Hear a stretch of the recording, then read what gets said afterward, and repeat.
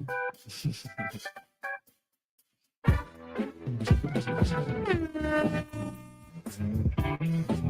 been hanging, brothers. What up? What's going on, everybody? Hey. We are the Gatekeepers. Welcome to our podcast. My name is Dan. My name's Billy. Howdy ho. So this is a fencing podcast all about tips, tools, tricks, and techniques to get you going right with everything fence. We have a special guest today, and we will get into that in just a little bit. Close friend of ours, also in the Pensacola area. Well, he's in Pace, right? No, he's in Cantonment. Cantonment, okay. Yeah. But he's close. Close, still in the Northwest Florida, and then also in other areas as well. We'll get into all of that. We got a Mr. Chris Steele coming on soon here. Yes, sir. Before we get too big into everything, how's your week been, man? My week was good, dog. It was different, but it was good. Yeah. It was good, man. What about yours? Fucking wild, dude. Yeah. Fucking wild. I did first official day working on motorcycles, I know. which has been rad. The fabrication side is going complete right-hand turn. Yeah. And worked on in and out 4 different bikes. Pretty sweet. Sweet, dude. Yeah, working on a local Triumph dealer, working on Ducatis and Triumphs and other Euro bikes, which is pretty rad. I bet, dude. Yeah, I bet. And after you make sure everything's done, you got. I was about to say you gotta test drive test drive it, right? Or test ride it. Yeah, you got to test ride it just to make sure everything's functioning properly before you hand it back to your client. And Right. it's pretty damn sweet, brother. Hell yeah. Indeed. So it was freezing this morning, guys. Y'all need to check on your Florida friends. We are not prepared for this weather. Yeah, no, everybody in Northwest Florida, make sure you kind of crack the pipes a little bit. Let some water trickle it was overnight. cold this morning, bro. I was freezing, dog.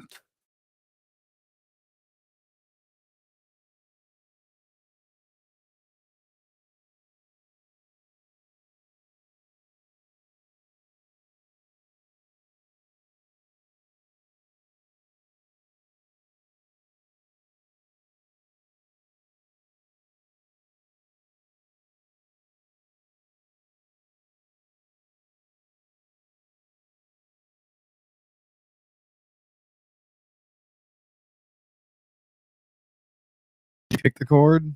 I might have accidentally kicked it. All right. Oh man, you kicked the cord, dude. What's up with that? Oh, no. Let me double check on here. Sorry, everybody. We're having a little bit of technical difficulties. It seems like we are back on track. Cool. All right. All right.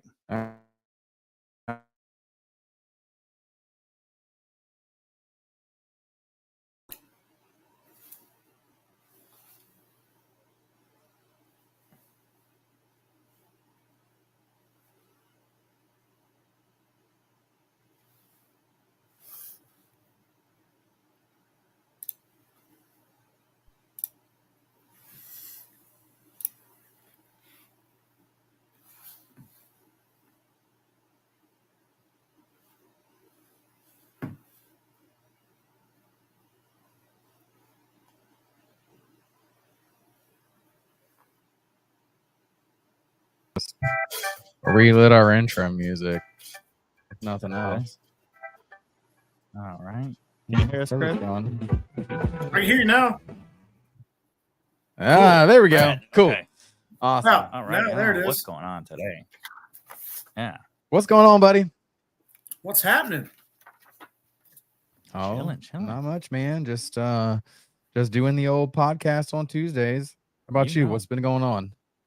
Man, it was today was our Monday. We were off yesterday. I made an hear early you. call. Thought it was going to rain. Probably messed that up because now it's freezing and we work today in the rain. And so I'm just finishing up my day.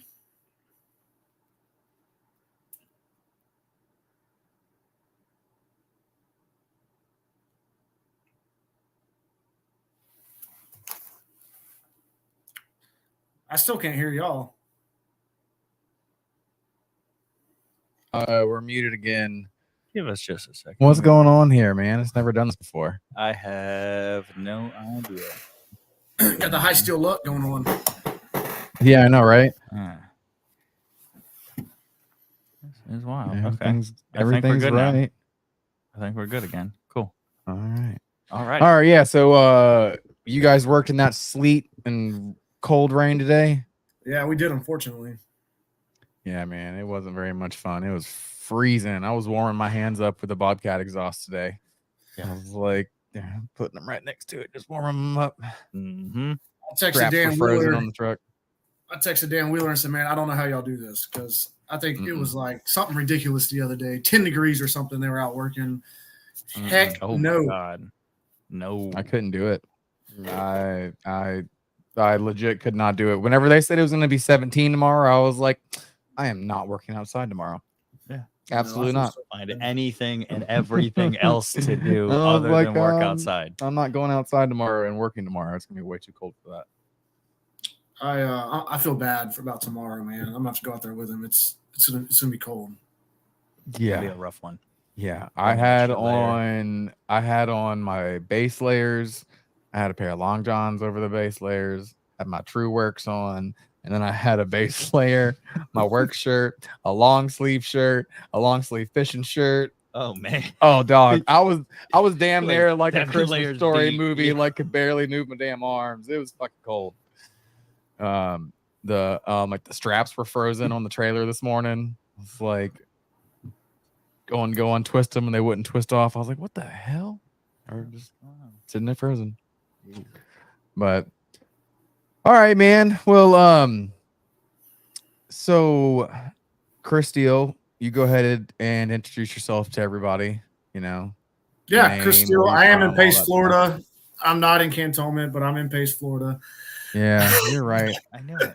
I thought we were talking about Justice Seconder for a second. I thought you were going to go on He's the in little thing Cantonment, from right? last week. Yeah, Yeah. Yeah, so I'm in Pace. Our other office is in South Louisiana, and I work with Mr. Fence Academy as well. Okay. Busy, All right. Busy. So I'm like, tell us a little background. Like, how did you get into the fence industry? What brought you into it? And how long have you been into it? Yeah, man. So I grew up. The guy down the street had a fab shop in his garage, and his wife owned a daycare, an in-home daycare. So about 11 years old, I seen the pretty blue light coming through the door, and I'd go in there and stare at it and get yelled at. And eventually one day he said, if you're going to come down here and stare at me, let me set you up and teach you how to sandblast. So, probably, I don't know, somewhere 11, 12 years old, I sandblasted after school one day, and he gave me $20. And that was my first little taste of, getting a paycheck or whatever. So I worked with him growing up, summers. I cut grass and stuff when I got older. I got my driver's license, but he was my main source of income until I started this. He was like my second dad, and we really butted heads. I mean, the culture was bad. It was a really bad culture, a really bad environment to be in. He's a great person. We still talk today. Just the culture at that time, the company was young, and I know what he was going through now that I'm going through it. And, I'm surprised I haven't acted like that because I understand it. But we were butting heads one day, and I said, I'm going to quit. And he said, you'll never make it, or, get out of here. I'll see you next week or something. And I said, man, I'm going to do whatever the hell I got to do not to come here next week, whatever it takes. So I'm not a fence guy, but, growing up, I didn't grow up in the industry. I was chucking a truck, man. I had this old truck and started cutting grass, doing some handyman stuff. I had a partner at the time. We were going to change the world. 2015 and February 15th, 2015 is when we started. I kind of handled the landscaping part. He kind of handled the home improvement. We were, man, just charging nothing, doing crappy fences when we got a fence. We were that guy. We were that company that was undercutting everybody probably. I literally called a guy in town and said, what do you charge for privacy fence, man? And he tells me what he charges. And I'm like, oh, yeah, $11 a foot. Okay, I can do that. Let's do it. Well, that obviously didn't work very long, right? Like, how does two people make a paycheck? No workman's comp, no insurance, none of that stuff. So we decided, we were starting to butt heads over money because we had none, and he got a job offer at D.R. Horton at the time as a superintendent. He left High Steele making $500 a week when we had the money to pay him to like $100,000 job. So, we couldn't be mad at each other. Well, Right. It was kind of a mutual thing. We're like, this company's worth nothing, you know. At the time, High Steele in my head was this big thing, you know. So I got to keep the name. We agree like that. I'm going to take the company over. The company, meaning some drills and shit we had bought, but nothing like we had maybe had a trailer, maybe. And I was still doing handyman, building sheds, stuff like that. And then the fence stuff kind of started taking off. Our town was growing at the time. New construction was popping up. And, you know, someone asked me to build a fence. And, yeah, I know what to do. My first fence, man, this is embarrassing. Like, I asked around, but, like, there was not a lot of YouTube, like, videos or anything back then. There was, you know, maybe some Lowe's videos. I just set the pickets on the ground. You know, I didn't run a string up top or nothing. I didn't know what a straightaway was. I just set them on the ground because she said she didn't want her dog to get out.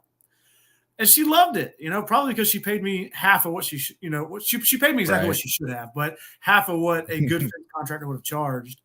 And then the neighbor wanted a fence, and I don't know. I kind of liked it. At the time, it was just wood fence, and I just started building fence. And I knew something was wrong. Like, looking at it, I'm like, you know, that doesn't really look pleasing. Like, I seen some people in town, some people started kind of talking about me. Hey, that guy, he's a hack. I'm like, yeah, I think I kind of am. You know, about my fifth or sixth one, I'm like, so I'm not doing something right here. So, you know, I tried to get better. I learned how to use a string line. I adapted and overcame. But I got involved with Sean, and he invited me to Fence Tech that's coming up next week. And man, that's when everything like changed. That's when, you know, I had a couple people probably had workman's comp and all that, but that was when I seen the professionalism in the industry.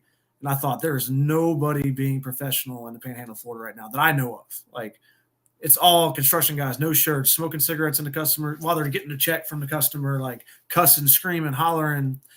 No one makes over $12 an hour. Like, I just see this vision, and I've seen people like Mark Olson and, you know, Sean King, Tony Thornton, these big names in the industry, and they seem like they had their shit together. You know, like, this one guy was talking about how he flew his plane there. I'm like, you got a plane? What do you do for a living? Like, you build fences? I can have a plane? Right. Same thing that I do. All but right. You have a plane? Is this is this Tony or is this Mark? This is Mark at the time. Okay, yeah. And, you know, I was just literally like, I was fish out of water. I was not supposed to be there, but I was just a sponge, man. I soaked it all up.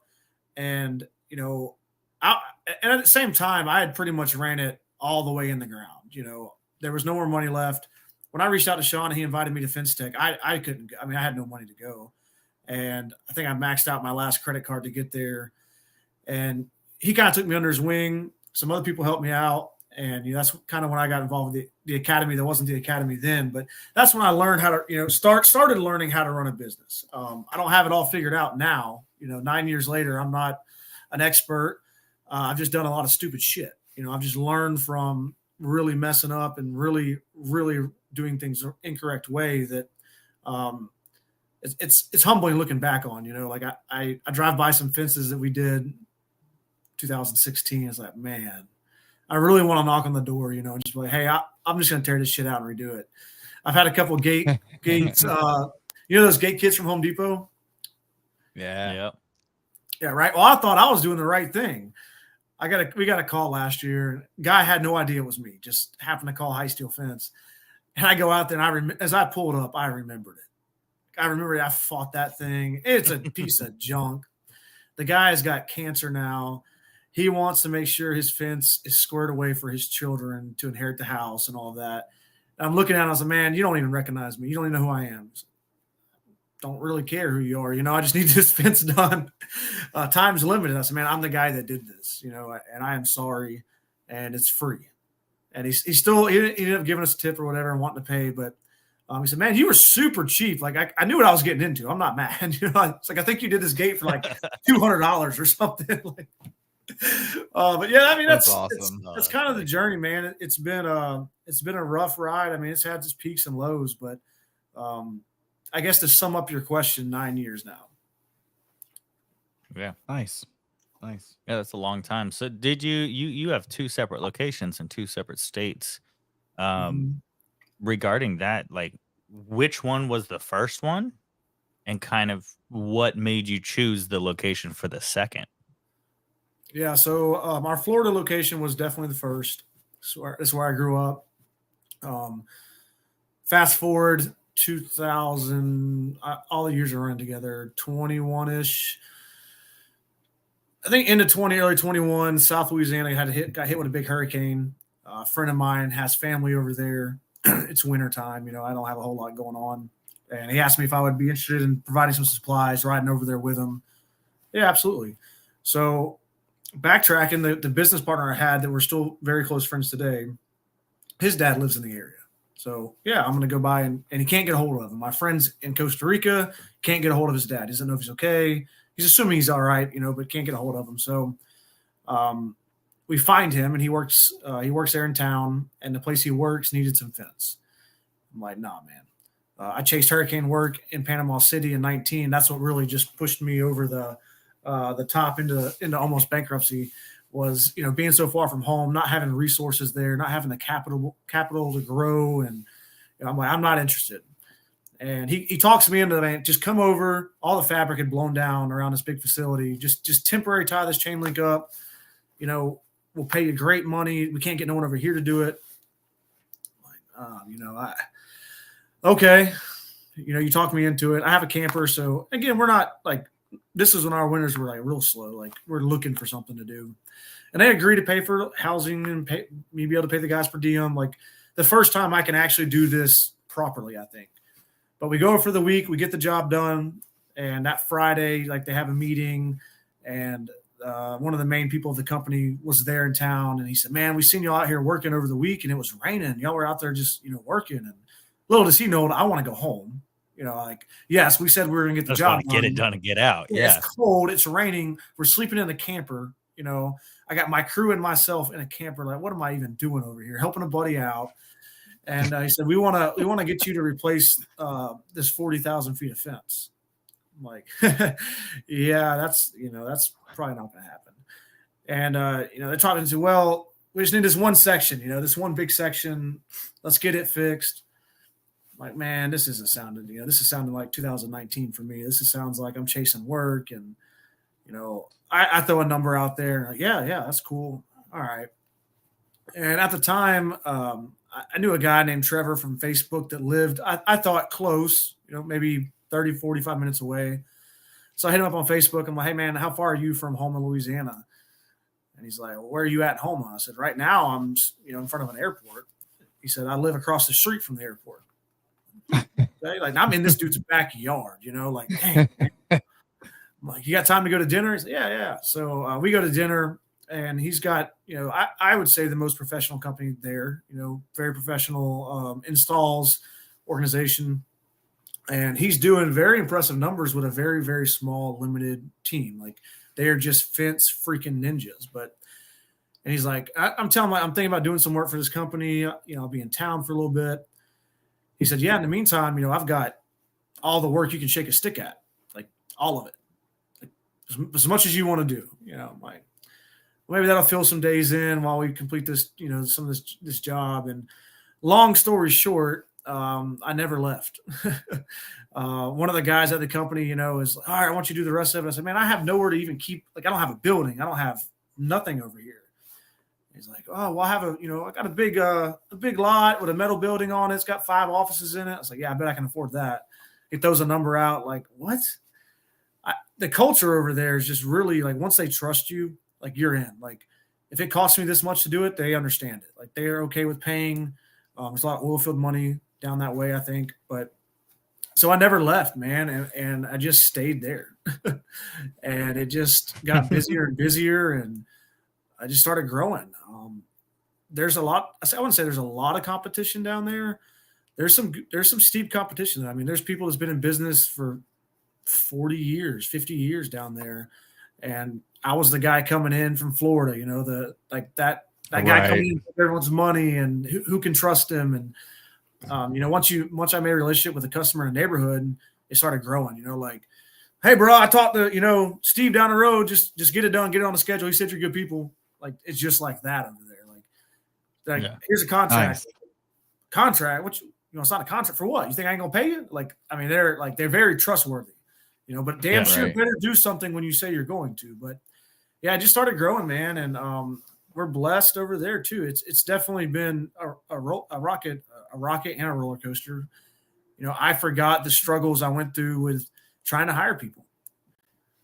In Florida, I put an ad out. I'll have people show up the next day because everyone knows me. I've lived here my whole life. Like, if you're in the fence industry here, you know who High Steele is. And, everything on Facebook's perfect world. So, people just show up. I'm competing with the oil field down there. I put an ad on Facebook and no one even likes it.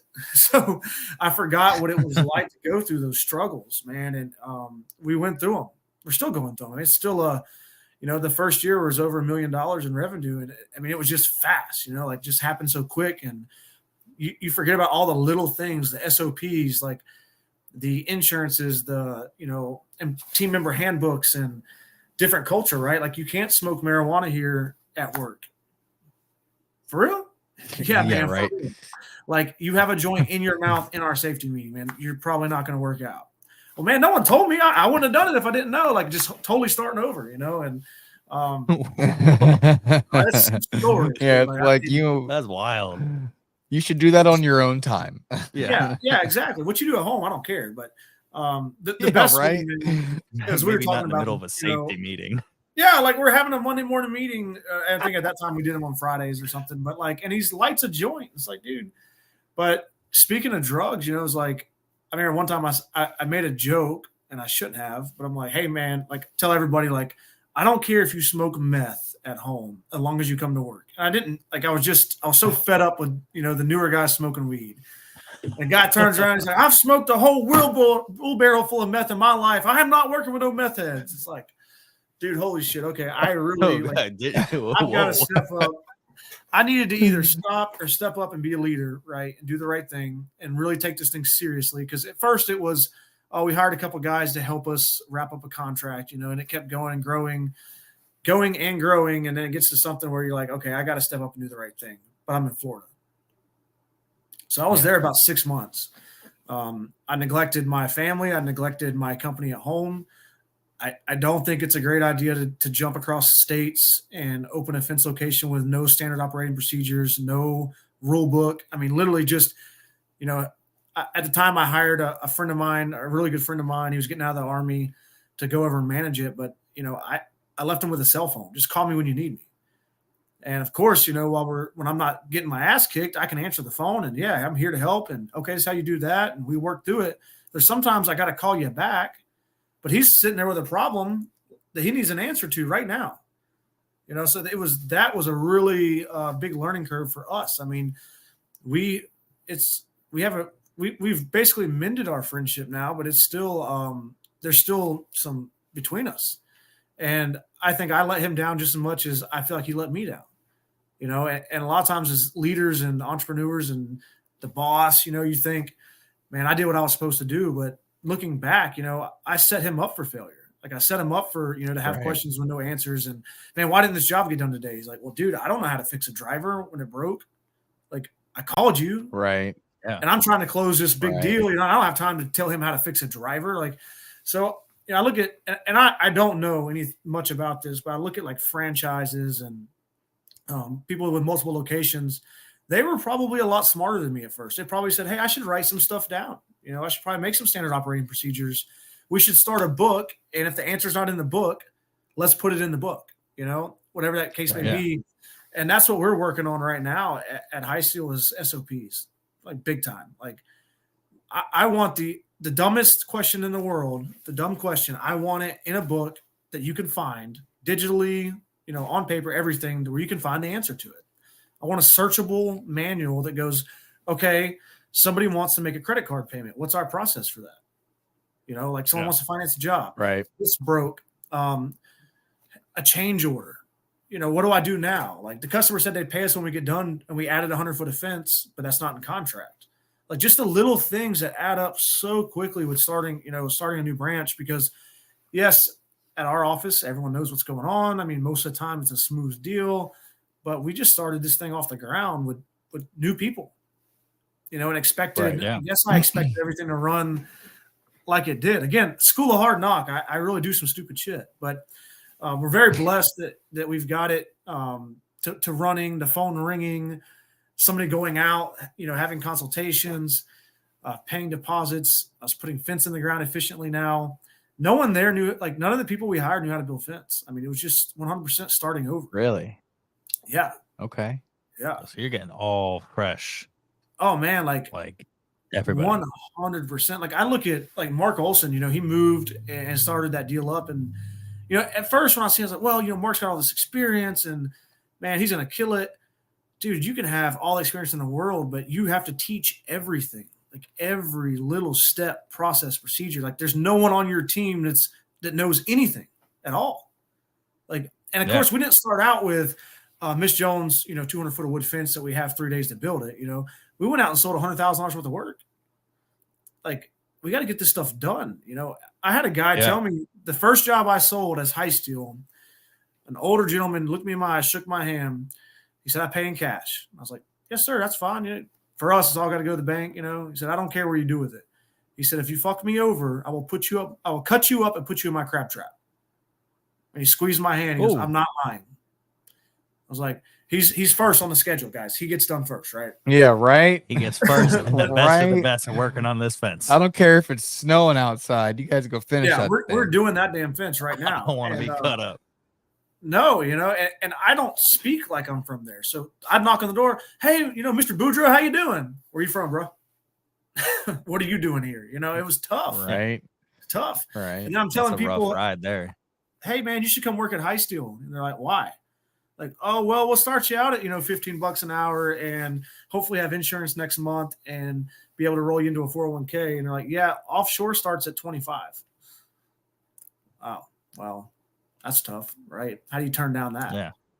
So to get it to where it is, and we have a long way to go, man. We're not by any means perfect or even almost got it together over there, but we have came so far. Like it's amazing to see guys that could not build fence that are just absolutely smashing 8-foot razor ribbon, 6 strands of barbed wire, running machinery. Like this thing, that location will be bigger, I think, than the market. The market there is bigger than the market we have here, and I think they will absolutely blow me out of the water in the next couple of years. Nice. Yeah. Nice. That's awesome. That is awesome. Well, we got a quick segue. We're going to hit the comments, post them up here. Got a bunch of congrats to you, man, and shout outs saying, a lot of bad Susan stuff too, saying guys. that you're the man. Yeah. What's up, Susan? We got Mr. Joshua Glover saying that it's cold. You know it. Mr. Steele in the building. Got Dan Wheeler. Shout out to Dan Wheeler, by the way. First official customer to buy a t-shirt, some stickers and stuff. My man. So appreciate it. We also have the hoodies, the mug. Oop, there's a camera. Mugs. Yeah. Bunch of new t-shirts just dropped yesterday. And we got Chris Gass. Tell him about them Jack Boys, though. Oh, yeah. Man. Dude, they saved our ass. They saved our ass in Louisiana. What happened with that one? I got to give him a plug in there. I didn't know if he wanted me to share those experiences. So Chris lives about, hour and a half, 2 hours away from that home location. And man, me and Chris become pretty tight over the years. And I'm talking about all this work they got going on down there. And I know the type of people like the Jack Fence is. I mean, it is in my opinion, the staple of the fence industry. Like these guys, just his operation, man, is I get a little emotional about it because I've seen what he's poured into it and I've seen what he's done. And it's like when those guys pull up, like all the stress and all the worries and everything just would go away. And he'd pull up laughing, I'm not even going to attempt to say saviors here. Bogo head is what he says, but he'd just pull up with his guys and they would get out and freaking annihilate, just smash fence. Guys, this mud over there, demoing a fence is a whole deal. It's not just ripping out of the ground real quick. And I talked him into coming down and helping us out. I guess kind of subbing from us, but he'd bring his team down. Now, Chris is the owner. He's with me in a camper. Okay, his team is in the camper. My crew's in the camper. We got 10 people in this damn camper. One shower, one bathroom, plugged into the side of this shop that at the time we couldn't get inside of. So we're all in this camper, and man, anytime I called, he came. I mean, he showed up, hey, I'll be down there on Monday, and he wouldn't come down and, come by the shop. Like, he would just go straight to job site, leave it, 5 o'clock in the morning. Him and his crew would be down and just smash work. We slept deep. Homa builds character. Yeah. So that's I can see that, man. I guess that's better than digging holes builds character, right? Yeah. Yeah. Homa will change you, man. And that was now that's it's over with. We always joke about that. Like, it builds character, because it did. Like, we were in them trenches. Like, we were like legit, like in the bayou sometimes. Like, I remember pulling fabric out of the, like, they call it a bayou, basically like a little river ditch, but it's, it could be chest deep. Like, pulling the fabric out, trying to stand it back up, quoting a job where, okay, it's got demo, no problem. Like, I'll just pull the post out real quick. No, that's not how it worked. But yeah, they saved it wouldn't be there today without them. That's for sure. That's awesome. That is awesome. Man. That's awesome, man. So let's switch gears a little bit. Let's talk about you and the Mr. Fence Academy. And Let's do it, man. I know a little bit of your background on that. You were basically the first member, right? I think as much as I'd like to say yes, I mean, I think so. But Sean did a little bit of consulting in the past, that to my knowledge. I think there's a couple of guys he helped out prior to me. I just didn't go away. I just, like, I told him a long time ago, I'm riding coattails, all the way to the top. And I'm I'm just going to be here. When you're done helping me, I'm just here like a pain in the ass, because I'm not going nowhere. But yeah, man, going back to that, early 19, man, I think it was about time that Josh Glover had come down to Panama City. And it was right after I'd met Sean, AFA, and he was helping me out. Josh had helped me get some material. Like, I didn't have credit nowhere. Like, kind of went out on a limb, helping me get material. Sean was coaching me. But Sean just kind of took me in, man, and he was fighting some battles at the time. His wife was going through her cancer spell. It was shortly before she passed, and long story short, he's like, man, we're going to meet every Tuesday. I can't promise you what time this is, but you've got to get your shit together. Okay, fair enough. I knew I did. I didn't necessarily know how to do it. Some of it I did. A lot of it was like accountability stuff. Like, as the owner, I don't necessarily need to do my QuickBooks tonight because I'm tired and I worked all day and I don't have time for it. So he, would make me pull all my receipts out, put them in QuickBooks, job cost. I was quoting fence by the foot, at the time, and I didn't understand margin, markup, overhead. Like, I didn't understand any of these numbers, what they meant, how to read a P&L, how to read a balance sheet. Like, I mean, I was just oblivious to any of it. I'd kind of figured out how to build fence by that point, but the business side was just not my forte. So at the time, I was asking for help, and I was like, man, I'll pay you whatever it takes. And he started laughing. He's like, well, you don't really have any money looking at your book, so you can't afford to pay me. Like, it's funny now, but at the time, man, like, I had my wife now is my girlfriend at times at home with a kid, and I'm not telling her anything. Like, I have to, like, I'd be like upset at work, like mad, upset, driving home, just have to, wipe the eyes and what's up? What's going on, guys? Like, as far as she knew, like, everything was good. My boyfriend or, fiance, whatever, is going to work, and he runs a business, and I wasn't running a business. The business was running me. So yeah, it was kind of like the first academy guy, I guess. And I think Cannon Johnson followed right there at the same time, maybe shortly after. And that's when things started, man. And I remember the first retreat was in 2020. And again, even after working with Sean and his team, like, it was, yes, Sean King, but Nicole, who works in the office doing all the QuickBooks stuff. At that time, Glenn Miller was Sean's coach. Sean had a business coach as well. And I had access to all these people. Like, Sean and I had become pretty close, but like, when I met with Glenn, this man didn't smile. Like, it was time to do business. Don't show up unprepared, especially when you're not paying nobody. You better bring your shit, and that was really when I had to start working, on the business, in the business, yes, but really having to start narrow down, like, knowing your numbers. And that's one thing that Sean really, like, taught me, was how to know my numbers. Like, they may not always be good, but if you don't know that they're bad, they're going to get way worse before you catch it. We found out that in 2019, I was losing about 3% per job. Like, the way I was bidding them on average was losing 3%. It wasn't enough to, like, dang, I really lost a lot of money on that job, but I didn't see it because I wasn't tracking anything. Another deposit would come in and it's good to go. And that's where a lot of this academy stuff comes from for me, is like knowing these numbers, accountability, doing the shit that you don't want to do because you're tired or because your wife wants you to go do this or whatever. You need to wake up earlier and do it. That was, I guess, the beginning of the journey, with Mission Defense Academy. And of course, as time went on, some other people joined and this became a thing. Like Sean's really passionate about teaching. I know that Billy's been to some of the trainings.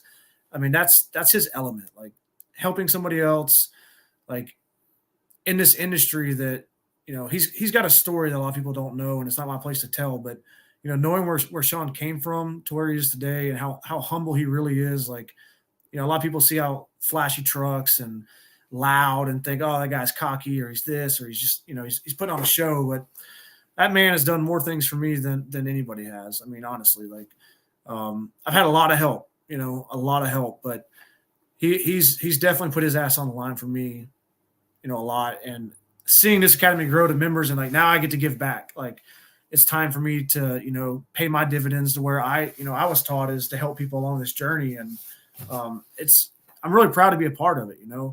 Having people come in, all business sizes. I've talked to people that do 10 million a year that have no idea what their overhead is. They just don't know.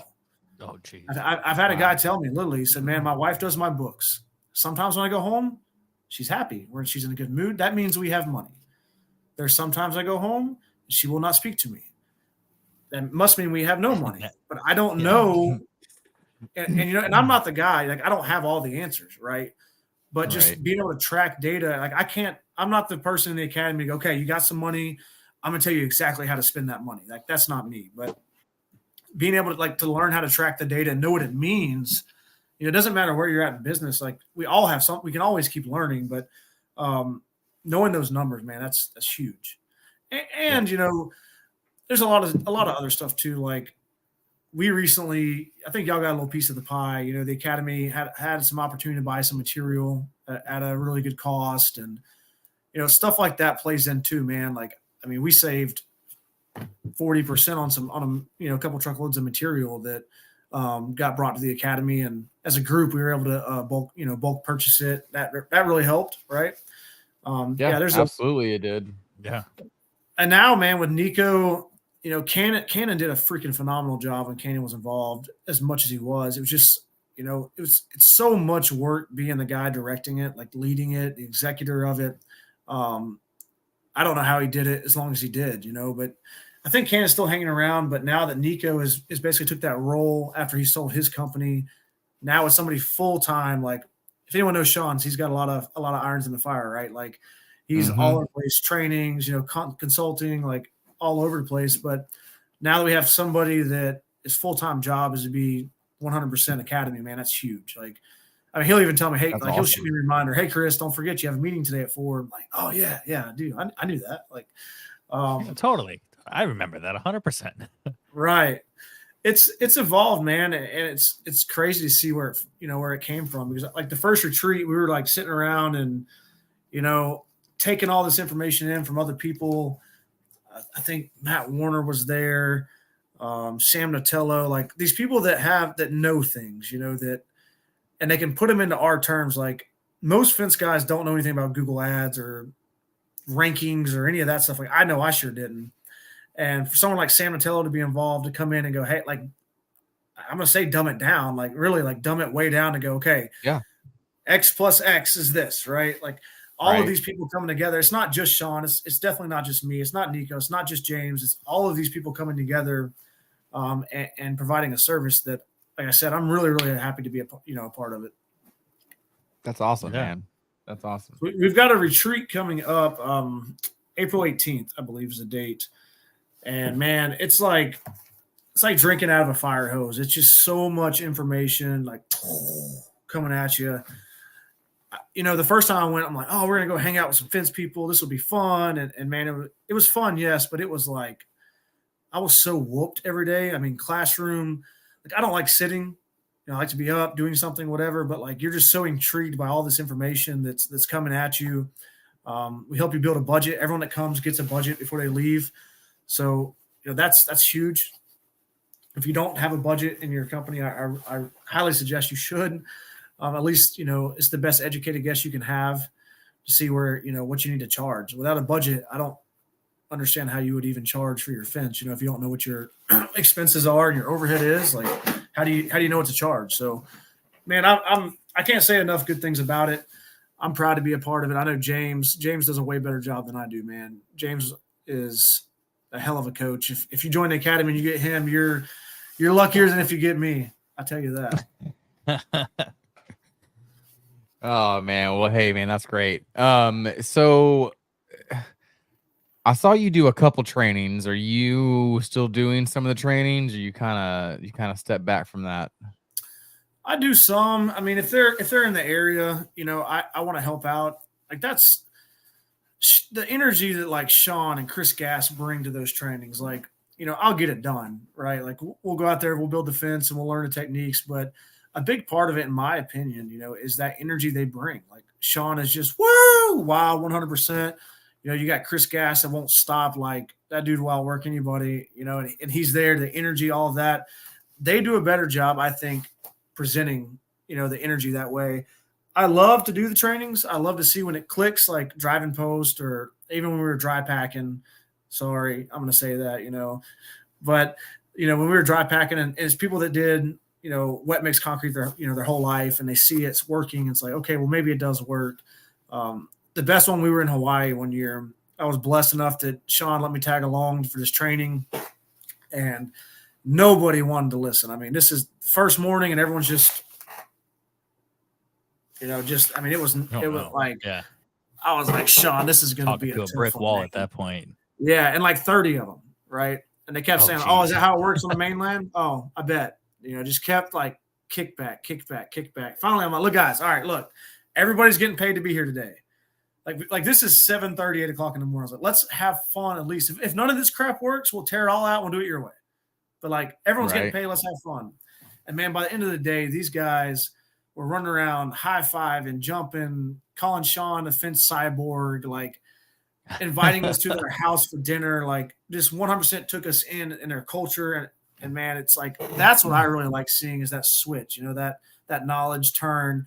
And like, everyone has tricks. Like, every time I've done a training, I've learned something too. Like, absolutely. Yeah, I bet. For instance, you broke a sprinkler line, 100%. So it happens for us all the time. We broke one time, and I was fixing it. I was getting ready to fix it. And a guy had a drill bit that was the same size as the coupling, but the coupling has that lip in there, right? Yeah, and you just stick it in there and take Just the drill it coupling out, out, you slide it in and slide it back over it. I've never done that. Knew nothing about it. I'm like, holy Really? shit. Yeah. Like, I've been doing this crap this whole time the wrong way. Maybe not the wrong way, but a different way. So, right. Yeah. I'm always picking up golden nuggets, as well. So the trainings are, we build fence the same way, as the academy does, and Mr. Fence does. And it's really a way for, teachable, repeatable, measurable process that you can hire a guy that doesn't have a lot of fence experience. You don't need a fence ninja.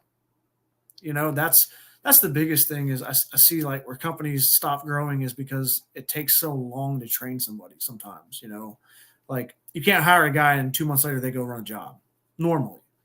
For us now, a couple months, I mean, they can go build our most common fence. I feel confident they'll get it done. It's going to take them a little longer, but it doesn't take them a year or two to get trained up. Right. Yeah. Right. So, you can teach them the skills that they need, but not the speed, if you will. Yeah, right. And that comes with something that comes with time, and only with time. Right. It comes, right? But sometimes when you get that third truck or fourth truck going, you need them to go put in the fence. If it's 120 foot, it takes them all day, and they get it done, and they won. They're like, heck yeah, And don't be, and like, that's the thing with culture, I want to touch on that for a second, is like, when you do hire those new people, don't expect them to go out and build fence like you do, the same speed. I used to think that, like, why did they not get that 220 feet up today? Like, I could do it. And then, it took me a little while to realize, like, well, for one thing, they don't own the company, and they're not going to work from 5 a.m. to 10 o'clock at night. Number two, all those times I got that really big job done the same days because it was an easy job. Let's be honest. I didn't run into all the problems. Like, so that's kind of the deal with knowing your numbers in the academy, is tracking all of that data and finding out an average section per man hour you can put in in a day. Bidding accordingly. Like, I don't need to bid this 250 foot fence for one day for two people, because my numbers tells me that's probably not going to happen. Right. Right. So it taught me a lot about culture as well, is not pushing these people. Going back to that 100-foot, if they go slam that out and it takes them all day, but they get it done and the customer comes out and she's happy and they get a review, that's worth something. All you did was 100-foot today. Like that's not a good attitude to have about it. I know that's a kind of off in a rabbit hole, but another thing that I fully agree with that. Like on that same note, it's like that was one of the things where like me and Billy became so tight is like Billy trained me with fencing. And every single time, no matter if it's like I'm slower or, picking up the pace or anything like that, the whole time it's like, yo, good shit. And like not just fencing, but any job I've had, it's like, that's how you teach somebody properly. And like he took me under his wing, showed me everything, showed me all the ropes with building fence. And I was like, this is fucking dope. Like, I like this. Like when I'm doing fabrication out in the garage and stuff like that, it's like he'll sit there and take pictures of it when he comes in. Like he'll be out on the field putting up a fence.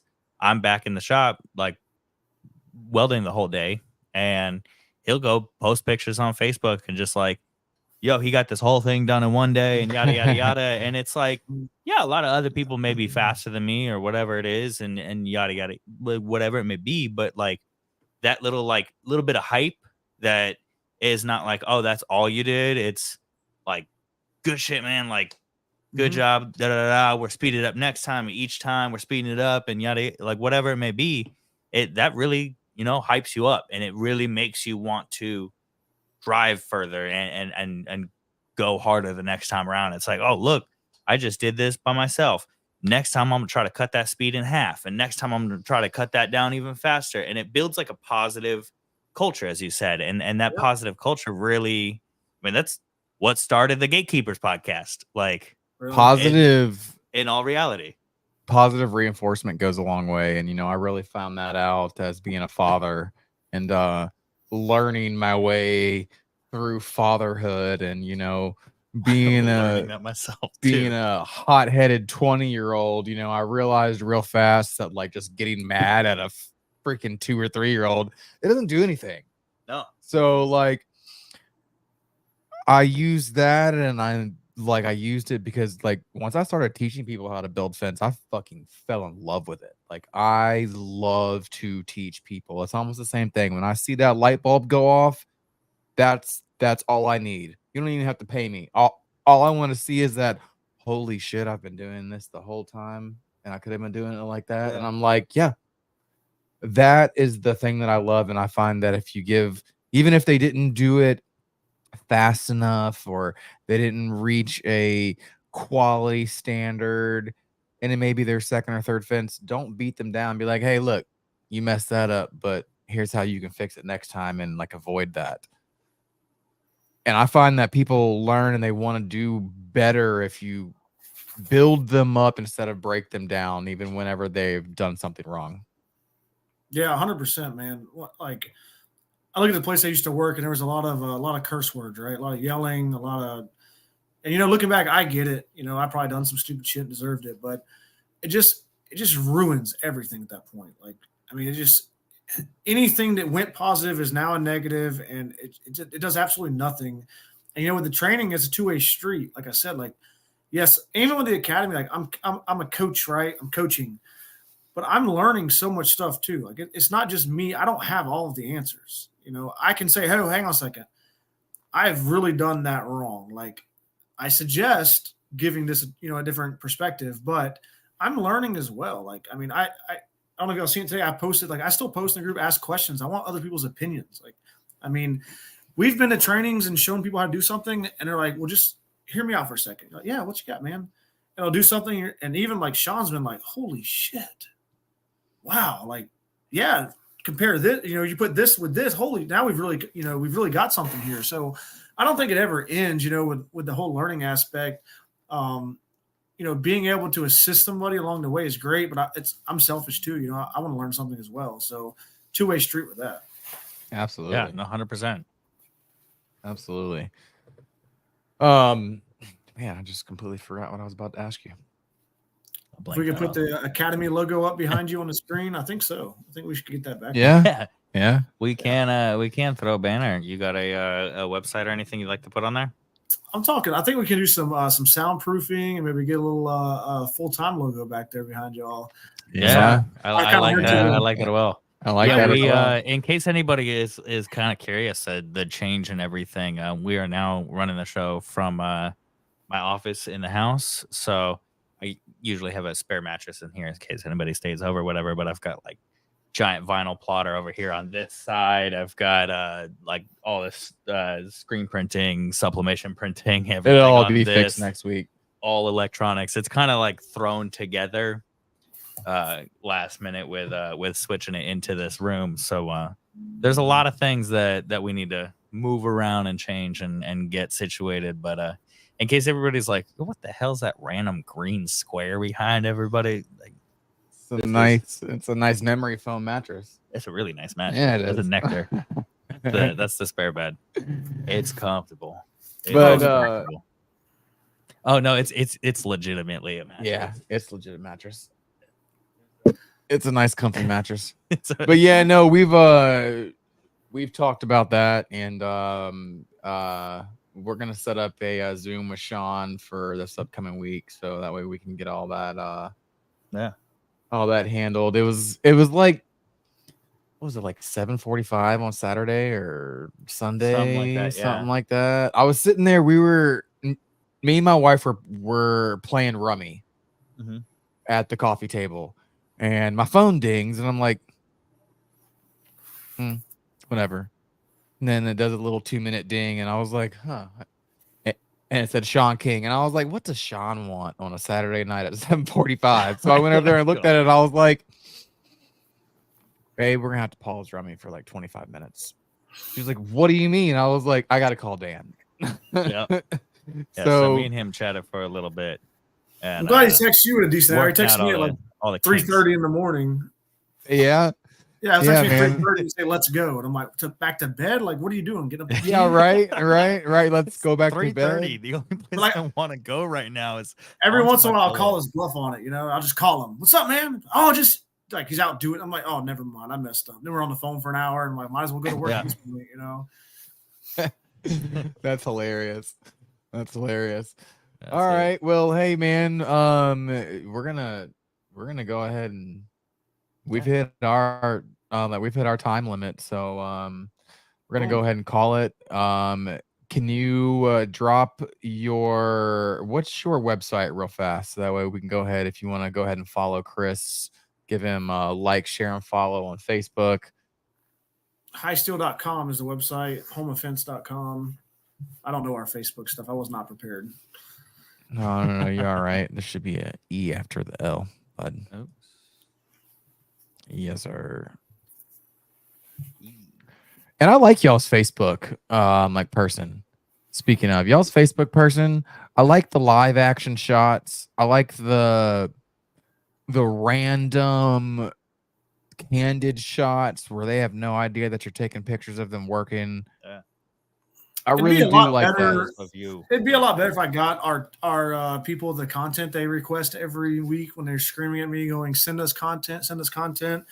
That's one thing I just got to get so much better at, man. Is we have a great videographer, photographer that comes out, does all our shoots, does everything, and then we turn that data into a company, and we just have not done it in a while. Like, right. We've got some pictures out, company cam pictures and stuff going up lately, but they are screaming at me for videos and content. I'm like, yeah, like I'll just sit down and do that real quick. But I will say, no big deal. I will say, without naming any names, all of y'all's like pictures, they no longer work for you. Like every time I see one, I'm like, damn.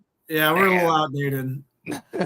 We're a little outdated, man. But no, man, I really do love like all of those just in the moment pictures, instead of like a fence and some big ass paragraph about the fence. It's just very short, sweet. It's a picture of somebody, whether it be carrying a concrete bag or holding a nail gun, not even shooting it. I love the candid pictures that you guys get. Just real. It's in the moment.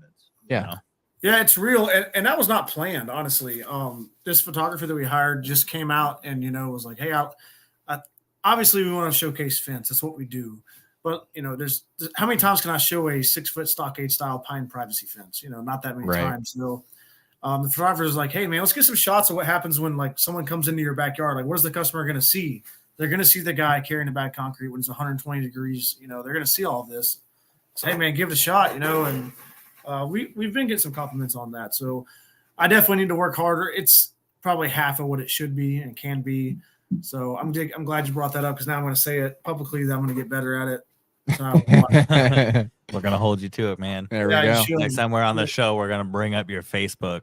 Right. Better be on point. Remember the last time? And then here goes a clip cutting back. I'm going to work on my social media. And then it's like, yep. Chris, you've been slacking, buddy. I know. It's always something. All right, man. But we do. We are. It's good. We're going to let you go. Thank you so much for being on the show, Chris. Truly appreciate everything you do for the industry, for us personally. Love you, man.